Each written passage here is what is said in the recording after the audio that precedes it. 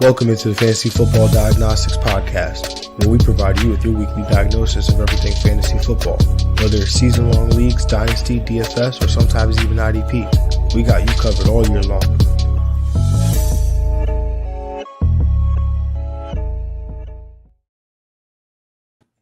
What's good? You know the vibes. Jon Jeune here at the real Jon Jeune _FF, and I'm back with the Week 5 Waiver show on the Fantasy Football Diagnostics Podcast.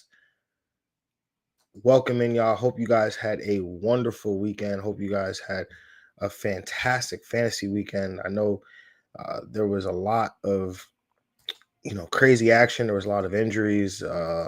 So again, hope you guys had a, wonderful, wonderful weekend. Real quick, before we dive into the show, I've got something special for y'all for Week 5 only.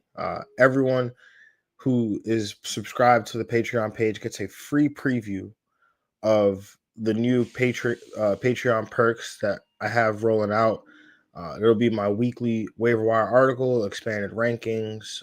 That's quarterback, tight ends in the top 20, running backs, wide receivers in the top 30, plus a Sunday morning start sit Q&A chat. So, excited to be rolling out some of these new features and perks to the Patreon page. So everyone gets to test them out for the first week, but after that, they will be exclusive to the $1 support the show tier. So if you're currently in that tier, then you'll be able to experience those benefits for the rest of the season. If you are not, then there's always still time for you to join that tier if you want access to these, but they will be free for Week 5, and everyone will be able to access them. So just wanted to make you guys aware of that. So appreciate all of you guys that are currently supporting, all of you guys that are members of the patreon.com/FFDX page. And to anyone that's not, there's still time. There's definitely still time for you to do that. So without further ado, let's kind of jump in to the waiver show. And there was quite a bit of injuries this week, guys. It was really unfortunate, the amount of injuries that we had. We quarterback Lamar Jackson, he left Sunday's game with a hamstring injury. Malik Neighbors, Giants wide receiver Malik Neighbors, he suffered a torn ACL, expected to miss the rest of the season. Back to the Lamar Jackson one. I don't feel like I brushed off on that one. There's some confusion, I think. I know I'm confused. It's from what it looked like, it seemed like he just walked off the field in frustration, and people were like, "Oh, did Lamar Jackson just get pulled out of the game? Did he just quit on the Ravens?" John Harbaugh came out and said after the game that regardless of what the score was, because it was I think it was a 2-score game, or maybe just like 17 points. Oh man. So sorry guys. Reacting to what's going on here on the live stream. So if you're watching live, bear with me. But anyway, there was some frustration from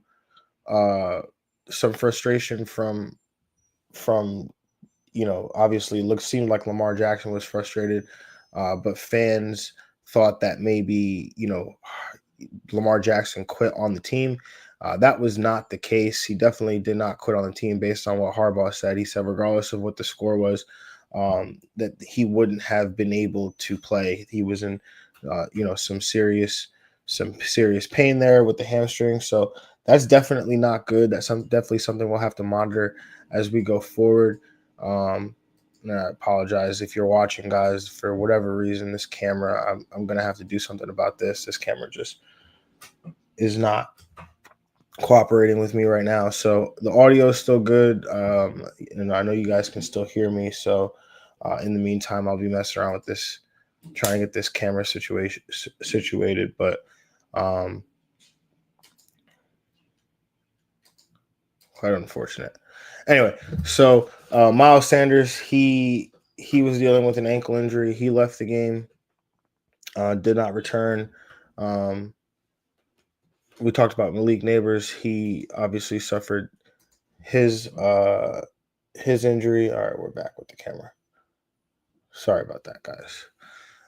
Anyway, we talked about Malik Neighbors and his knee injury. Ricky Pearsall, he exited with a knee injury, did not return. That was unfortunate as well.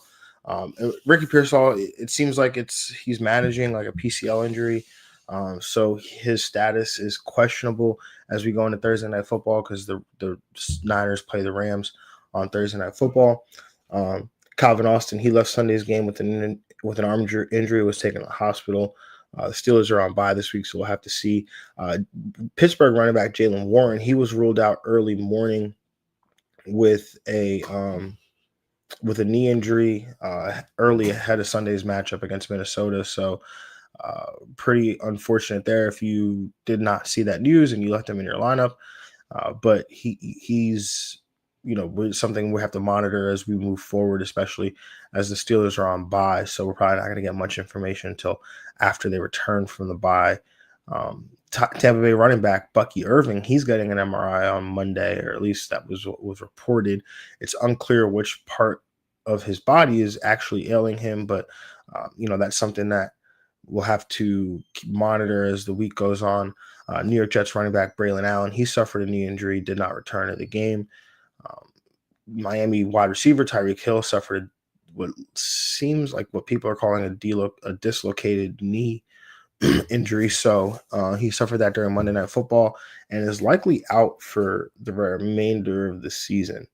I think I covered all the major injuries from a fantasy perspective. So yeah, let's jump into the waiver show now. So starting with the quarterback position, let's talk New York Giants quarterback Jackson Dart. Now, look, that Dart is available in 77% of Yahoo leagues, and kudos to you if you took the dart throw on Dart in his first career start. Oof, bars. Against the LA Chargers, we brought him up last week as a guy to keep an eye on heading into Week 5. That was before the official news of him starting came to be, and in Week 4 we saw exactly what makes Dart an intriguing fantasy quarterback. He's willing to use his legs, and he did that with 10 carries, 54 yards, and a touchdown on the ground. And with another passing touchdown through the air. And he only had 111 passing yards against a tough Chargers defense. But this is why we look to these quarterbacks with the rushing upside, because they provide such a steady floor like Dart did. And I think he's a QB2 rest of the season. We'll have some QB1 weeks because of the rushing upside. And losing Neighbors for sure caps the passing upside. But I think, the Giants offense has enough pass catchers to keep him afloat. So not overly concerned with that, especially again when you consider his ability to use his legs and the willingness of Dayball and the Giants to use him around the goal line. Moving on to the next quarterback on this list. I forget. Oh, man, failed to mention y'all. Sorry. Teams on bye. We have Atlanta, Chicago, Green Bay, and Pittsburgh. All teams on bye. So, there are some. We are missing some. Whether it's like Caleb Williams or Jordan Love. At the quarterback position, there are some teams on bye. So, we're gonna have to look in some places that we otherwise wouldn't necessarily look. So, but yeah, CJ Stroud available in 45% of Yahoo leagues, had his best fantasy game of the season with over 18 fantasy points in standard quarterback scoring. The offense looked at its best on Sunday, and he's set to face off against the Baltimore defense that, coming into Week 4, allowed the fourth most fantasy points to opposing quarterbacks before going on to allow Mahomes to have his best game of the season. And they've gone on to encounter several injuries on that Baltimore defense. So Stroud is looking like a more than viable play this week, again, with 4 teams on bye. So I know it's been a disappointing season for Stroud, but he's coming off his best game. The Ravens are coming off, pretty bad game on their end and have some injuries, so it's making Stroud a little bit more intriguing as we look ahead to this matchup. Next quarterback on this list, let's talk Seattle quarterback Sam Darnold, available in 79% of Yahoo leagues. Has been solid in his last 3 games, has scored at least 15.8 PPR or fantasy points in standard quarterback scoring. And he set the face off at home against the Tampa Bay defense that, coming into week 4, allowed the 11th most fantasy points to opposing quarterbacks. On to the next quarterback. Let's look at LA Rams quarterback Matthew Stafford, available in 58% of Yahoo leagues. Stafford's coming off a 375-yard, 3-touchdown performance. Don't expect him to repeat that this week, but he is at home this week against a 49ers defense that, most weeks we probably shy away from. However, with 4 teams on bye, as I mentioned, Stafford becomes a bit more appealing, especially when you consider his weapons that he has to throw to, namely Puka Nacua and Devontae Adams. Now, let's move on to the running backs, and it's probably no secret who the number 1 ad is on the week at the running back position, or probably regardless of any position. But it's got to be Houston running back Woody Marks. He's available in 69% of Yahoo leagues. Now, hopefully he's not in your league. He's not available because he's on your roster. But we talked about Woody Marks last week.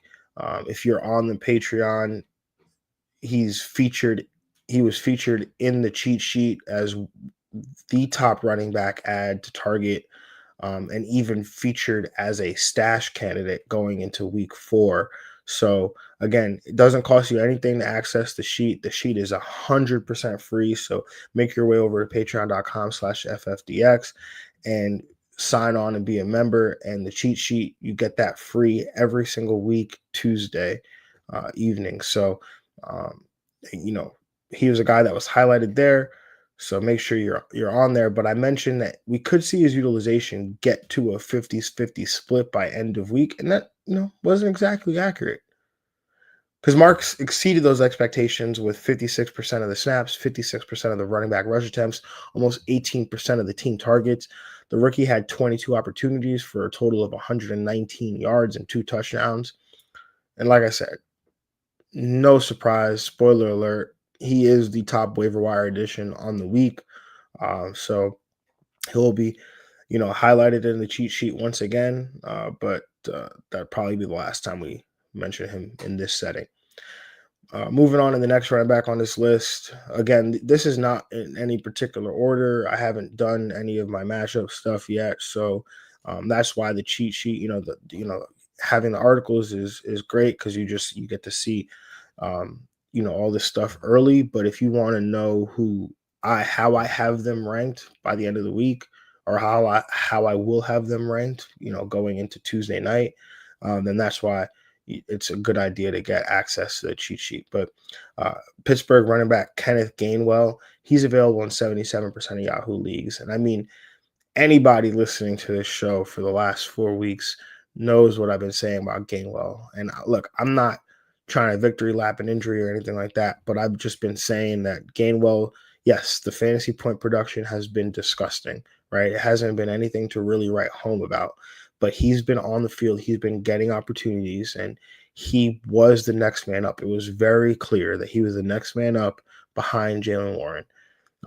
And again, this was coming, right? Like, especially as we got later into the week on, Thursday or, Friday even, Jaylen Warren was not going to practice, or he was not practicing. Friday evening or Saturday evening, they promoted a running back, Trey Sermon, to the active roster from the practice squad. So at that point, I went and I added Kenneth Gainwell anywhere he was available, anywhere that I could, so that, I could turn around and pivot to him. And so when that news came out, regarding Jaylen Warren, hopefully you were awake. If you're on the West Coast and you slept through it, I'm sorry for that. I feel bad for you, but Gainwell had 31.4 PPR points, so 25 touches, 134 yards, and 2 touchdowns. Now, the Steelers are on bye in week 5, but without knowing the severity of the Warren injury, he should be added, right? Well, again, we've seen this before where we add the backup running back after a big game right before the bye week, and then we come back the following week and the starters practicing and they're healthy and they look like they're on track to play, and we don't get the usage out of Gainwell that you feel like is was worth what you invested. So that's why this is a tricky one. I think if you are the Jalen Warren manager, it means a lot more to you to get Kenneth Gainwell than it does to for your league mates. So maybe you might want to target him more aggressively, but then it's like you have two players on by, right? So that'd be that's a tricky situation to navigate. Hopefully your team is in a good standing where you can hold on and for two players for a week without having them contribute to your fantasy lineups. So um, the next running back on this list, let's talk New Orleans running back Kendre Miller. He's available in 95% of Yahoo leagues. Only played on 31% of the snaps, but had 32% of the team rush attempts, seeing a season high 11 carries for 65 yards and his first touchdown of the season. He's got the Giants coming up, who have been hemorrhaging production to opposing running backs. So it makes Kendra Miller at least a little interesting. Again, the especially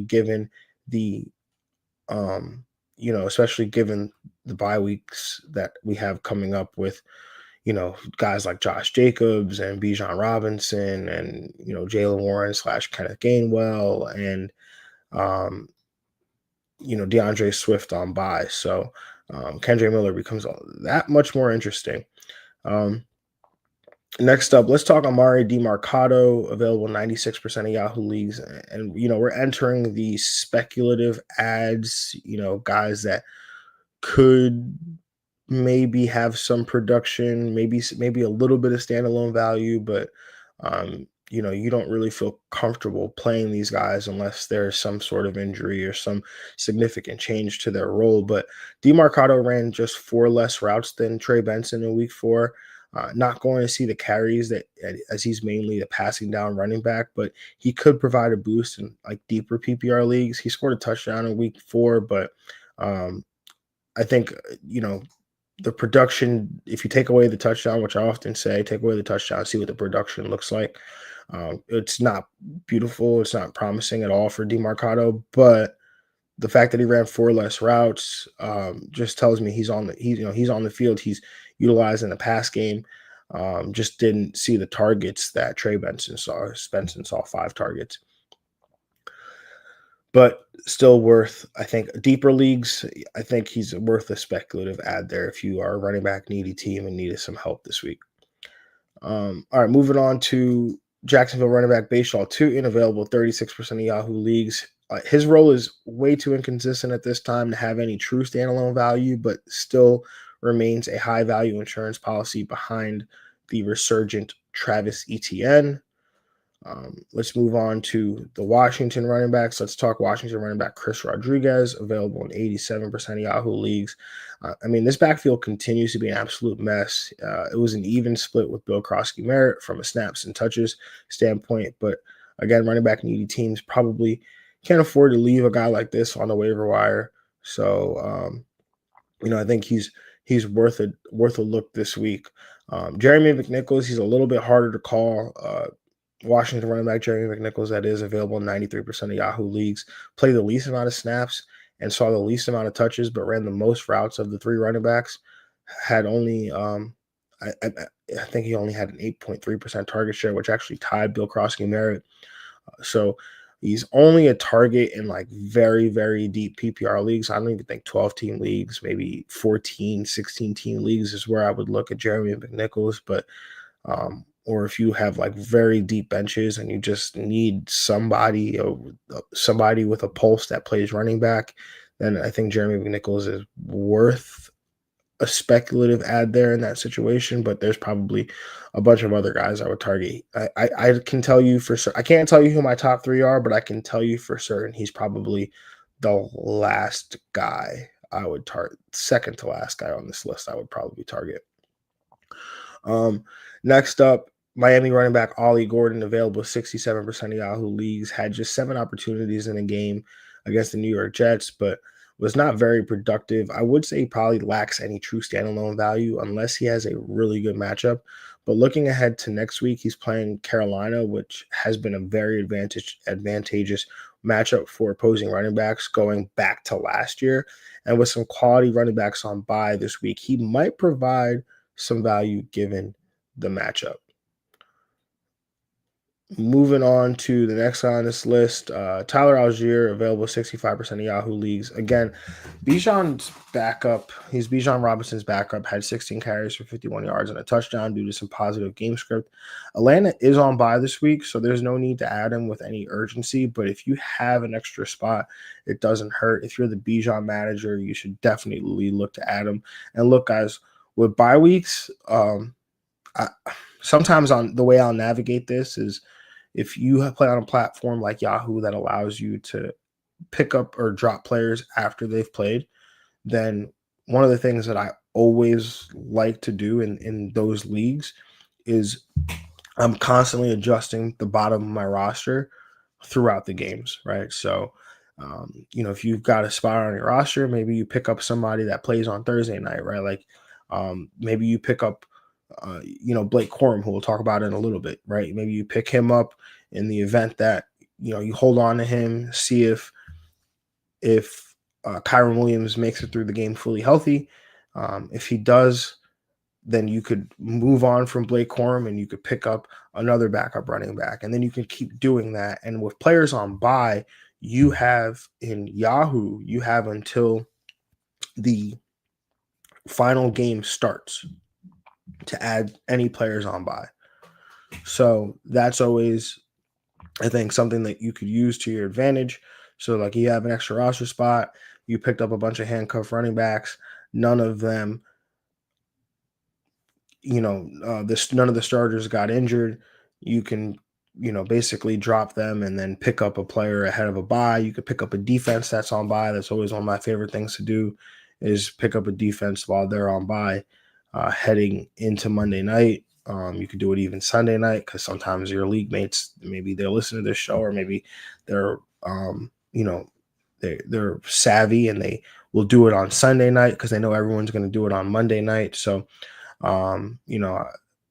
it's one of those things you could use to your advantage. If you play on NFL.com, I haven't played on NFL.com in 3 years, but when I played on NFL.com, you had until the game ended, until the last game ended.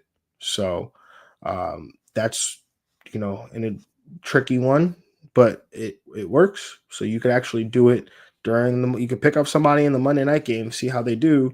And then if you don't really feel compelled to hold on to that person, you could drop them mid-game and then pick up somebody who's on bye. So interesting thing there to take note of. But I say all that to say Tyler Algier probably should be on a roster, especially if you're the Bijan Robinson manager.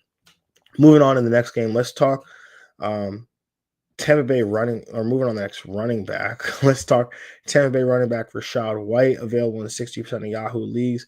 Look, we just talked about at the start of the show, Bucky Irving having to receive an MRI.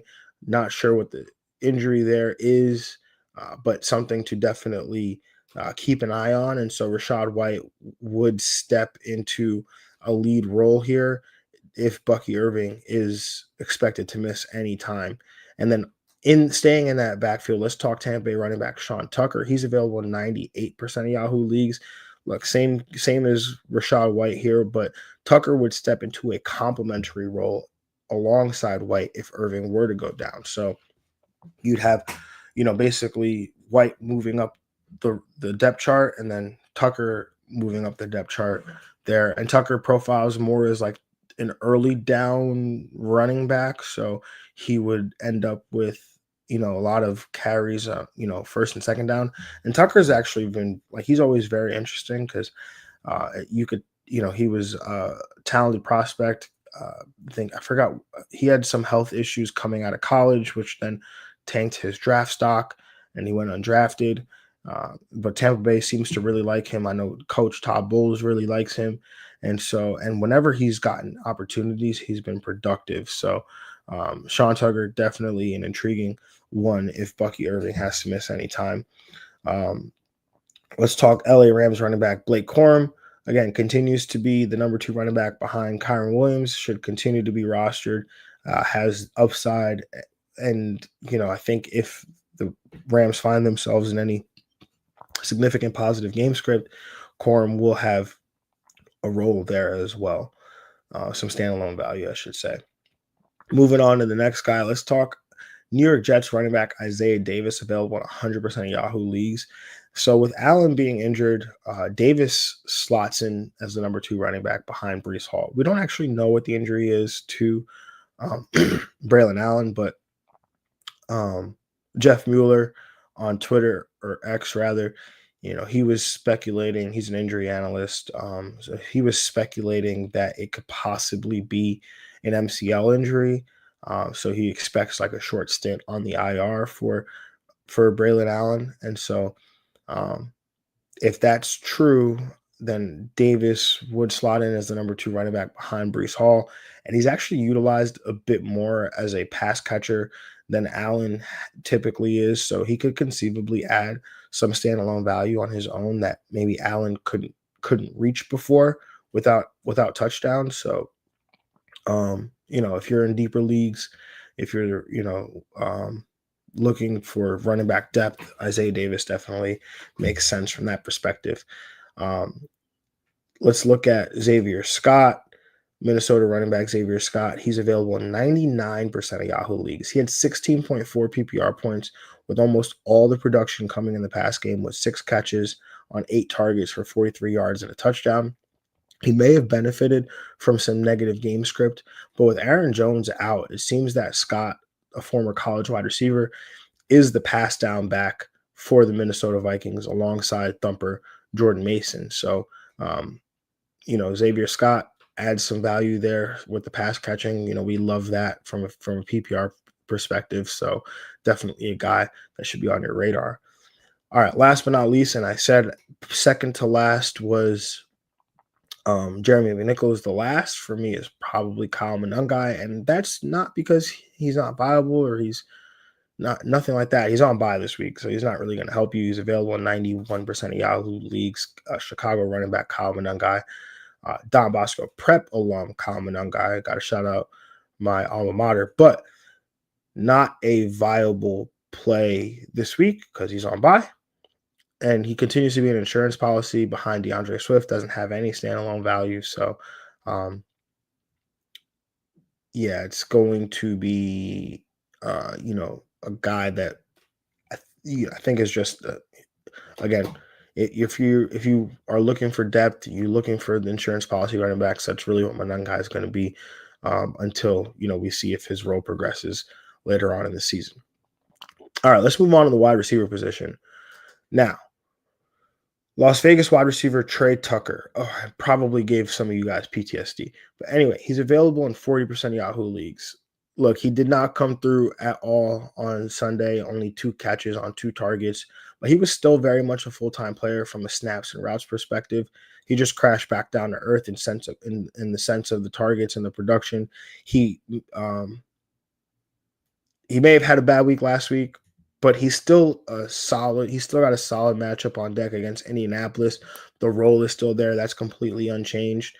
We've seen this from the wide receiver position, so I wouldn't necessarily completely tilt in the other direction on Trey Tucker. I'd probably give it one more week because, again, I would say it's more a function of Geno Smith throwing for like 117 yards or whatever it was than Trey Tucker just really not being overly productive, right? So good matchup against Indianapolis coming up, like I said. So we'll see if Geno can stop doing this Jekyll Hyde thing and stay consistent. All right, let's move on to the next wide receiver on this list. Let's talk Tennessee wide receiver Alec Iomanner, available 79% of Yahoo leagues. Once again, led the Titans in target share with 30.4% of the targets. Also led the Titans in snap percentage.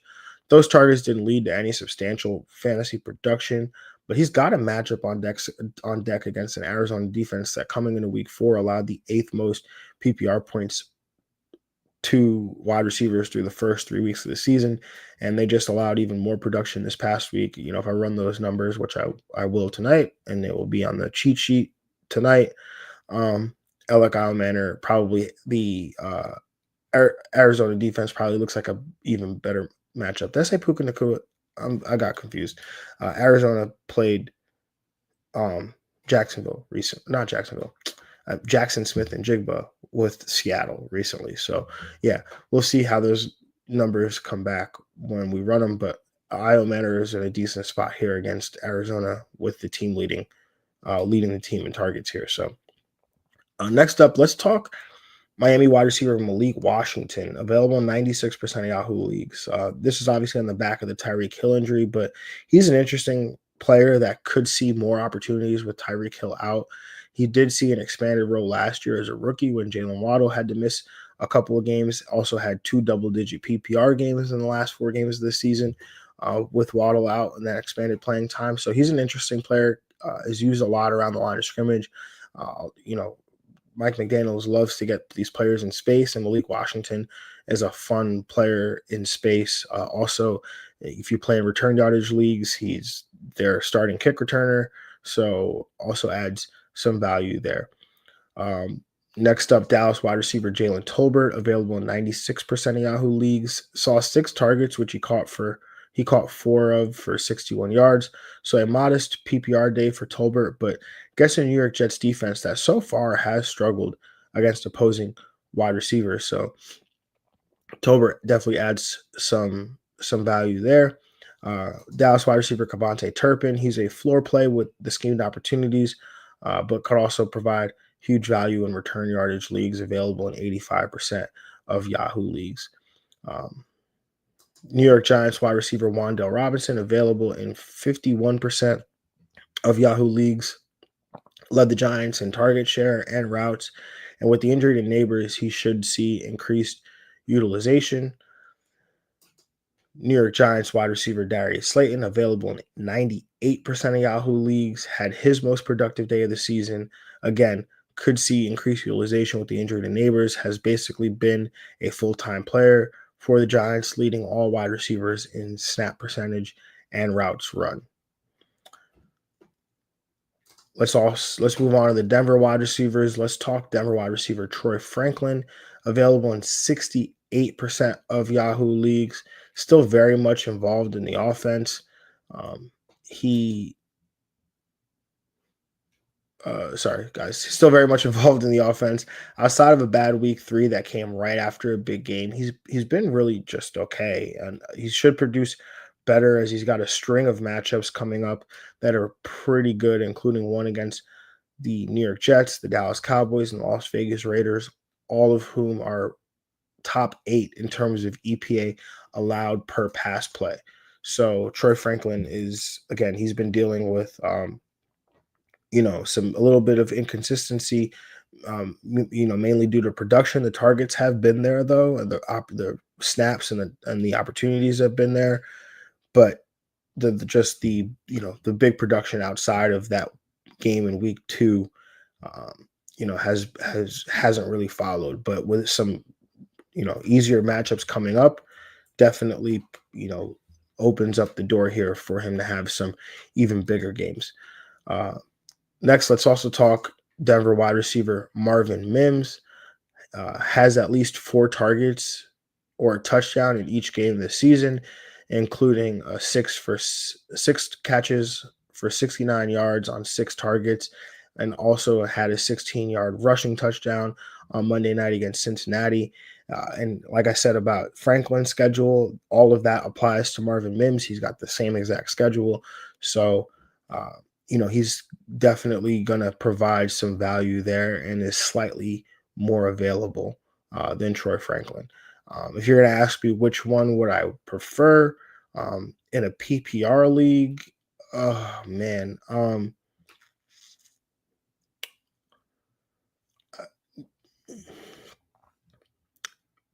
Troy Franklin is probably the more reliable player, right? I think he's going to have the volume week to week, right? Had 8 targets last week or on Monday night. Mims is going to see those scheme touches or schemed opportunities. I don't think he'll, obviously we know he of his speed and his game breaking ability and ability to make yards after the catch. But it feels like, Sean Payton doesn't it feels like Denver doesn't utilize him like that all the time. And maybe, this game is a little bit different and they'll start doing that. I know he came into the week with a hip injury, so I don't know if that was something that was ailing him either. But, this could come back to bite me, but I will lean Franklin for right now. But I have an opportunity to change my mind. So don't hold that against me. Anyway, let's move on to the tight end position. Man, let's have a conversation. Cleveland tight end Harold Fannin Jr., available 53% of Yahoo leagues. It was easily his least productive game of the season so far. The game being much closer contributed to that. Or no, sorry, that's not true. The game was not close. It was,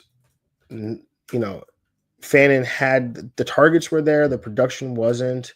But I'm just like 6 targets, 1 rush attempt, 2 catches, 24 yards, like 4.5 PPR points. His PPR production has just declined in every single game since week 1. The targets have, he had 9 targets in week 1, has, had 5, 4, and then 6. It's really tough because I did like the usage, but it's really becoming more and more evident that he's really just a floor play. He's not seeing targets deeper down the field. He's not seeing the red zone targets. So, it's really dependent on him, making plays after the catch. And I just, I don't want to bet on that anymore. So if you're in a deeper league, he makes sense. But I think he's a guy that's worth streaming, right? I think that's what it is now. So, um, we'll talk about some other guys on this list that I think are worth an ad over Harold Fannin. But if you are stuck with a Harold Fannin, then I think you got to keep rolling him out there. I mean, he's got some good matchups coming up. Pittsburgh in 2 weeks, Miami the week after. Um, Minnesota this week is not the worst matchup. So there are some opportunities coming for Fannin, but again, it's going to be tough as we unless his role changes a little bit, it's going to be tough. Moving on to the next tight end, let's talk Jacksonville tight end Brenton Strange, available on 72% of Yahoo leagues, back-to-back games with double-digit PPR points and 6 catches on 7 targets. Will be a streaming option again Sunday night against Kansas City. You know how I felt about Brenton Strange. I brought him up quite a few times, but the last 2 weeks he's really been there for us. So again, 6 catches on 7 targets in back-to-back weeks. I think he's worth a look here as a streaming option on Sunday. Moving on to actually let's move to this next guy. Let's talk New York Jets tight end Mason Taylor, available 94% of Yahoo leagues. Another guy that was featured in the waiver show last week, but also featured in the cheat sheet as a top 3 option ad. Taylor was much more productive on Monday night against the Dolphins than he had all season. Season highs of 5 catches, 65 yards, and 7 targets. All of those ranked second on the team, only to Garrett Wilson. And he's set to face off against a Dallas defense that is just middle of the road against the position heading into week 4. So I would expect Mason Taylor to continue to be involved in a Jets offense that is sorely lacking pass catchers. Behind Garrett Wilson and behind the occasional, targets to Breece Hall, they have nothing. So Mason Taylor is going to see some opportunities. And like I mentioned, probably everyone's wondering why now. Like I mentioned last week in the waiver show, I mean, he suffered a high ankle sprain in training camp, only missed 1 week. High ankle sprains typically are not 1 week injuries. So I was under the impression, I've been under the impression that Mason Taylor has not been 100%. He's been out there running around, and he finally looked like yesterday, like the player that beat writers were talking about all camp. So yeah, I think we saw the connection between him and Justin Fields, really start to light up yesterday. So I think that's gonna go forward. And this is a guy, I talked about earlier before about how you could add players up until Monday night. I added Mason Taylor on Monday morning. Because I have Harold Fanning Jr. and I'm like, I think I need another tight end here. And so I added Mason Taylor just to see what would happen. Another guy that probably should have been added, probably will be added, available in 93% of Yahoo leagues. That's going to be Miami tight end Darren Waller.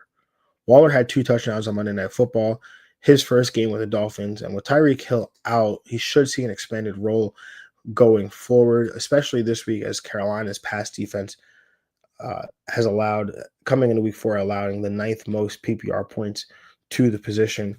Now, Waller didn't do much by way of like targets and receptions, had 4 targets, 3 catches, 27 receiving yards, but those 2 touchdowns, that makes you tight end 1 on the week, right? Scoring 2 touchdowns. Was he tight end 1? I think Goddard had a very similar stat line. But anyway, I digress. Darren Waller definitely, worth the ad there at the tight end position. Waller had 4 for 437 and 2. So, or Goddard had 4 for 437 and 2. But yeah, Waller definitely an intriguing ad at the position, especially when you include the Tyreek Hill injury. Then the last tight end we'll talk about is Carolina tight end Tommy Tremble, available in 100% of Yahoo leagues. With Jatavian Sanders out, Tremble had 5 catches, 42 yards, and a touchdown on 8 targets. The catches and targets were both a team high. And he's got a Miami defense on deck that we just saw Mason Taylor, dog walk essentially. They've been terrible at defending opposing tight ends.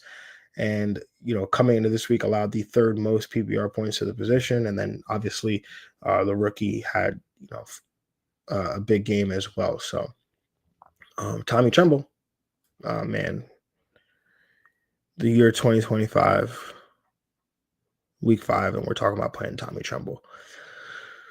Throwback. All right, before we move on to the defenses, we got a question. Bad Wi-Fi.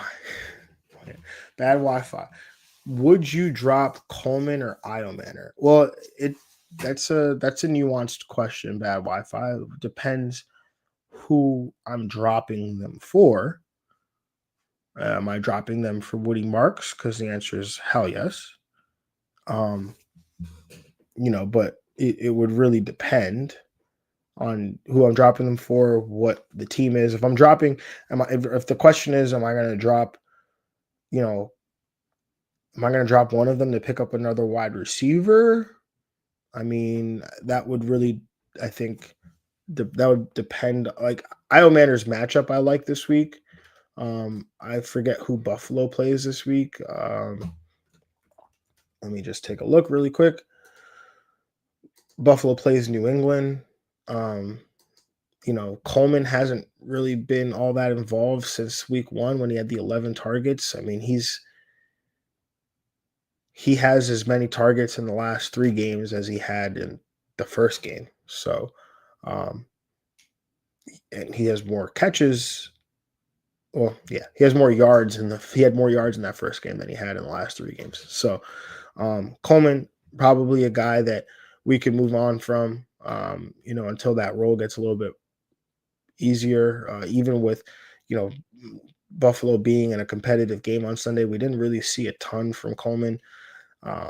Iomanner, I will continue to stand by. He's been involved. The targets are there. The snaps are there. I think just Cam Ward right now has been struggling. That Titans offense has been struggling, but their matchups are going to get a little bit easier as the season goes on. So again, it would depend who you're dropping them for, but I'm not completely tied to either of these guys. All right, let's move on to the defenses. and the special teams. Let's talk Indianapolis, available 78% of Yahoo leagues. They are 7-point favorites at home against Las Vegas Raiders. That offensive line for Las Vegas is terrible, and so Indianapolis would expect them to make some plays there on the quarterback and on the football. Uh, Arizona defense, they are available in 83% of Yahoo leagues, 9.5-point favorites at home against Tennessee. We've been picking on Tennessee basically every single week. And, this is going to be no different as Arizona's 9.5-point favorites. And we got the LA Rams. They are available in 69% of Yahoo leagues, 3.5-point favorites at home against San Francisco. And this LA Rams defense is a very good one. So that's one that, we'll continue to take a look at. Moving on to the next one, we've got Kansas City available in 44% of Yahoo leagues. They're 3-point favorites on the road against Jacksonville. Trevor Lawrence doesn't scare me. It shouldn't scare anybody. So Kansas City defense, that's a good one to look to if they're available. But in that same game, let's talk about Jacksonville. Jacksonville defense, they are available in 94% of Yahoo leagues. They have been a very, very good defense. They're 3-point underdogs at home against Kansas City, but they have 4 straight weeks with at least 3 turnovers, right? Look, there is some aggression in turnovers, but they are hot right now. They fly around, they make plays, they cause a ton of havoc, and so that's something that I want in my fantasy lineups from a defense. So Jacksonville definitely a team to look for. And then last but not least, they honestly I feel like they should be higher on this list. But Seattle defensive special teams available in 43% of Yahoo leagues. They are 3-point favorites at home against Tampa Bay. They are a very good defense. Mike McDonald is a very good coordinator, a very, very good defensive play caller. So again, 3-point favorites at home against Tampa Bay. That's not necessarily like the easiest matchup, but it's definitely one that not afraid of, to say the least. All right, y'all. That is all I have for the waiver show. Make sure you comment, like, subscribe, all of that fun stuff. And make sure you check out the Patreon, right? We got a growing community there. And make sure you do everything you can to be a part of it. We've got, as a free member, you get access to the cheat sheet off rip. So you're gonna get that every Tuesday. We have an opportunity for you to join a chat in there as well, where we could just talk ball. And if you join the support the show tier for just $1, you're going to get waiver wire articles, my expanded rankings. You're going to get a Sunday morning start sit Q&A. So again, I think it's pretty good value for $1 a month. I think it's pretty good value. So just make sure you're tapped in there as well. Make sure you follow me at the real Jon Jeune _FF. Make sure you're following the show at FF Diagnostics. And good luck on your waivers, and we'll catch y'all on Friday for the matchup show. Appreciate y'all for rocking with me, and catch y'all later. Peace.